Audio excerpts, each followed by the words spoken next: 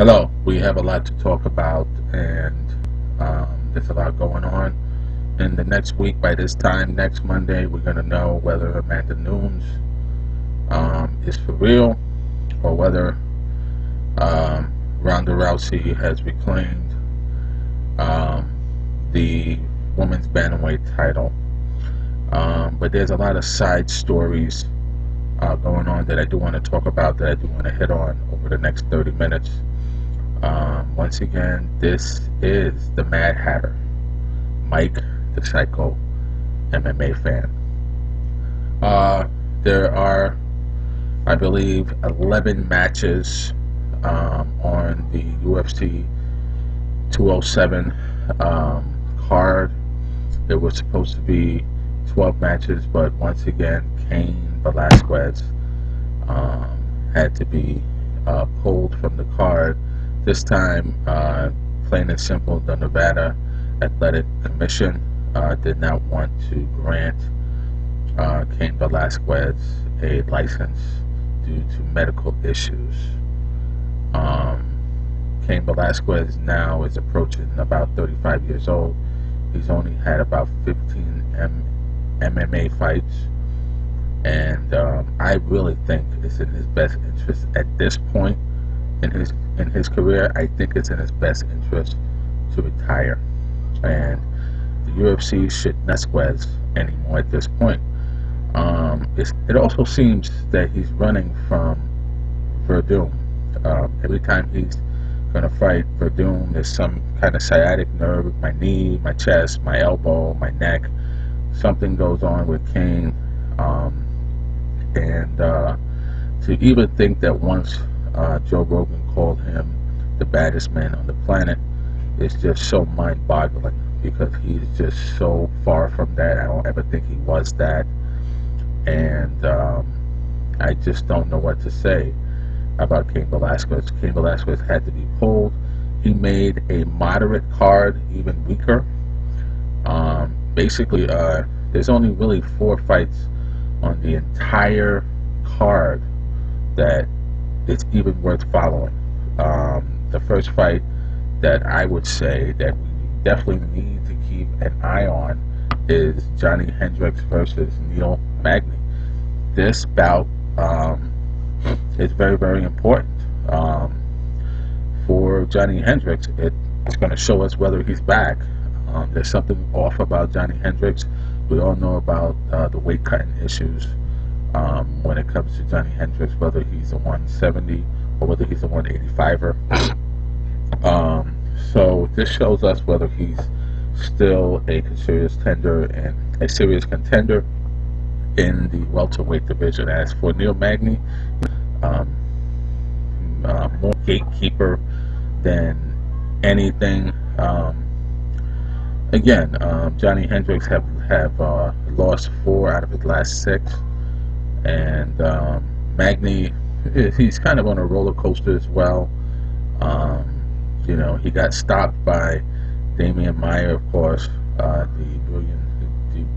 Brazilian Jiu-Jitsu expert, and he also got KO'd by Larkin, who we all know is just a dynamic fighter when he gets into his own. So that's one bout to watch. The next bout to watch, of course, is TJ Dillashaw versus John Lineker. This bout is important for many aspects. TJ Dillashaw is what I call a safe fighter, and he has nothing to be safe about. His last fight against a fighter who was basically out for the last 2 years, he barely won that fight. And he's fighting against a hungry guy who is coming off a win off of John Dotson, I believe. Lineker beat John Dotson by decision, and he looks hungry. And this is one of those bouts for TJ Dillashaw where he needs to show the UFC brass that he is a headliner, that he's serious about getting another title shot against the winner of Cruz and Garbrandt. And this fight is just so important for TJ Dillashaw. I am going to pick against TJ Dillashaw in this fight, though. I think TJ Dillashaw is a good possibility that he may be knocked out by the third round. Okay, and you heard it here first. Again, the psycho MMA fan, Mad Mike. Okay, and the next fight, of course, to watch is Cruz versus Garbrandt. There's a lot to consider here. The savvy veteran stick and move versus a headhunter. My question in this fight is what happens if Garbrandt cannot catch Cruz and with that big shot, or he can just graze him, and we're in the latter part of the third round and Cruz is still fresh and he's sucking for air. What is Garbrandt going to do? And these are the times when a Cruz shine. That end of the third round, the fourth round, and then the fifth round.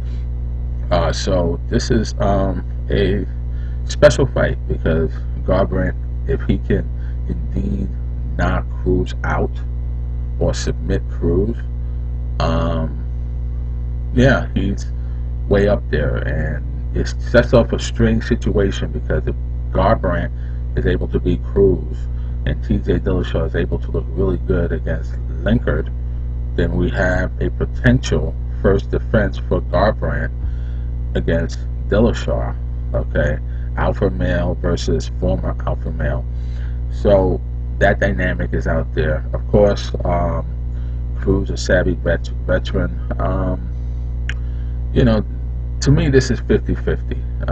I'm going to go with Cruz simply for the fact that he's shown me that he's very hard to hit, but he can hit.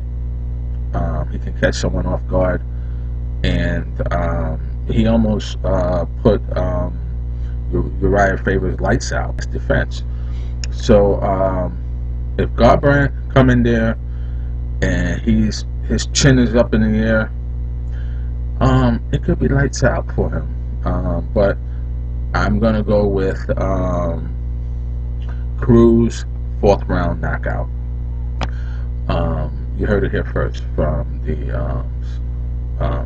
from Mad Mike, the psycho MMA fan. Cruz in the fourth round by knockout over Garbrandt. And now the grand finale, of course, is Nunes, the champion, versus Ronda Rousey, the challenger. Ronda Rousey is coming off pretty much over a year later after she suffered what I call the head kick from hell. She was out for it in every aspect of the game, from to boxing to jiu-jitsu, to everything from mentally ready to physically ready. Holly Holmes outclassed her in that last fight. It's so unfair because to only talk about Ronda, because Amanda Nunes has really dug herself up. She's climbed the ladder. She's a monster, and I really think that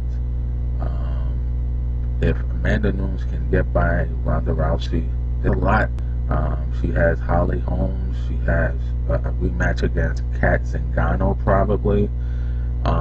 She has a couple of rematches against some close fights that she's had recently that she may want to opt for. I know that everyone wants the big money fight because Conor McGregor had put that seed into everyone's mind to cash in. But Amanda Nunes is a legit champion. I believe I would even go out on a limb and say that she is more of a legit champion than Miesha Tate ever was. She's more of a legit champion, probably even more than Holly Holmes ever was. But Holly Holmes beat the woman, and Amanda Nunes really needs to beat the woman and beat her soundly, so that she can move forward as the women's bantamweight champion. I do want to talk about Ronda Rousey a little bit more before I go into my prediction. Um, Ronda Rousey have not been participating in media events to promote the fight. Only Amanda Nunes have been doing that. The last fighter to do that, I believe, almost got fired by the UFC. His name is Conor McGregor. In fact, Conor McGregor was pulled from UFC 200 because, plain and simple, um, you know, um, he did not want to do the promotional events that is part of being a fighter for the UFC, and they pulled him. And for some reason, Ronda Rousey has been excused from this responsibility. When I see these kinds of special circumstances being handed out to Ronda Rousey, really makes you wonder about her mental stability, whether she's ready, whether she really wants to fight. There was a point where they came out, Rousey and Nunes came out for a face-off, and Joe Rogan wanted to talk to Nunes, and Rousey was next, and she just walked off the stage, and she gave some excuse as in, being interviewed wasn't a part of it, and whatever. If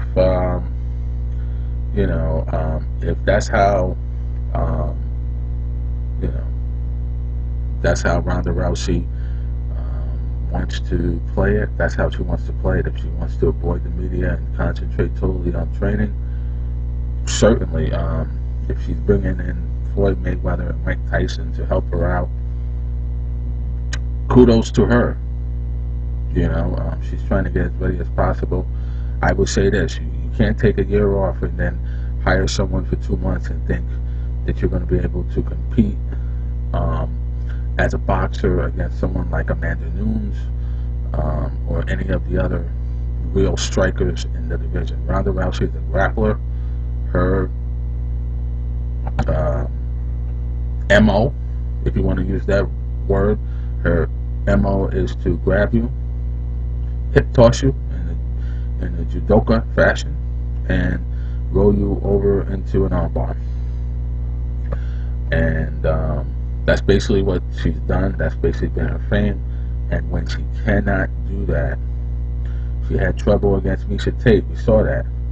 She had trouble against Miesha Tate, and Miesha Tate landed a lot.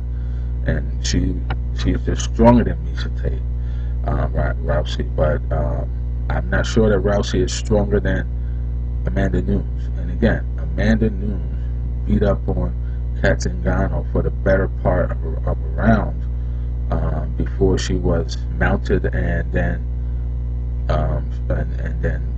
TKO'd by Kat Zingano. And we all saw that Miesha Cupcake Tate was overwhelmed by Kat Zingano, period. So, just on what I've said and how things have really matched up, and with Amanda being an active fighter, I have to go with Amanda. Everyone is saying don't underestimate Ronda Rousey. She's a champion. She had the heart of a champion. You know what? Listen, I'm going to tell you this. First of all, I'm going with Amanda Nunes, and I think she will have Ronda done by the middle of the third round, TKO. And if Ronda doesn't watch it, Amanda Nunes might head kick her in the first round, head kick Ronda Rousey into oblivion.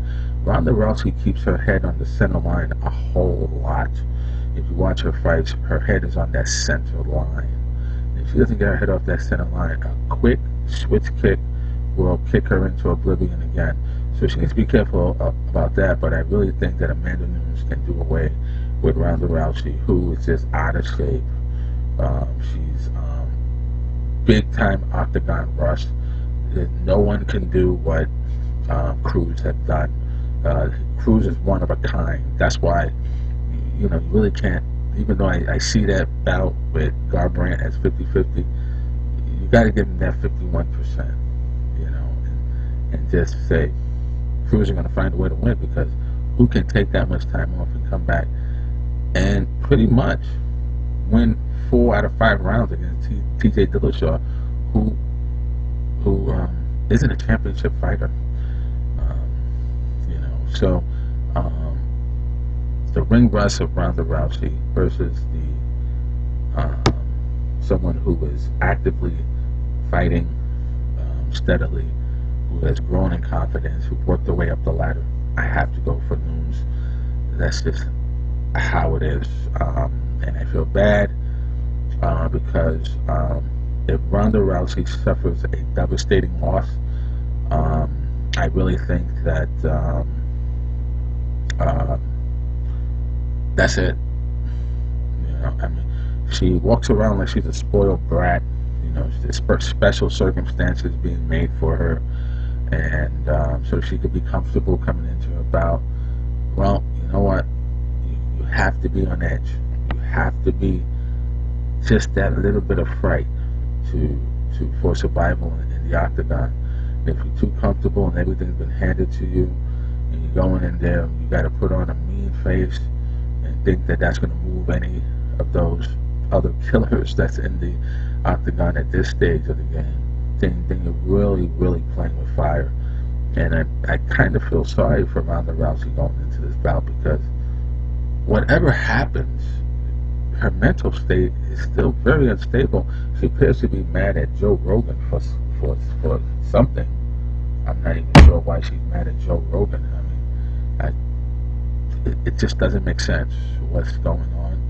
And Nunes in the middle of the 3rd round by knockout. If Rousey ain't careful, she'd be head kicked into oblivion in the middle of the 1st round.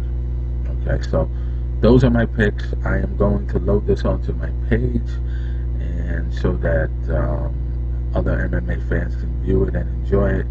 And